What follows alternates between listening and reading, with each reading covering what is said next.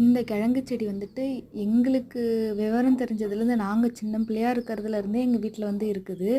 எப்போதுமே வந்து காய்க்கும். வருஷம் வருஷம் வந்து காய்க்கும். எப்படி பார்த்தாலும் ஒரு 10 கேஜி வரைக்கும் வந்து காய்க்கும். பட் அது நாங்கள் சாப்பிட்டதே இல்லை. மற்றவங்களுக்கு கொடுத்தாலும் வந்துட்டு அது அவங்களுக்கு எப்படி செய்கிறதுன்னு சொல்லிட்டு தெரியல. ஸோ யூஸே இல்லை. பட் காய்க்குது, நிறையா வந்து காய்க்குது. இதோட பேரும் வந்து சரியாக தெரியல. இவ்வளோ வருஷம் வந்து வளர்க்குறோம். பட் இதுலேருந்து பூ வரும்ன்றதே எங்களுக்கு தெரியல. இப்போ தான் முதலாக நாங்கள் இதோட பூவை வந்து பார்க்குறோம். அழகாக இருந்தது. இதோட கொடி வந்துட்டு வெத்தலை கொடி இது மாதிரி தான் இருக்குது. எங்கள் ஊரில் நிறைய பேர் கேட்குறாங்க, இது வெத்தலை கொடியா அப்படின்னு சொல்லிட்டு.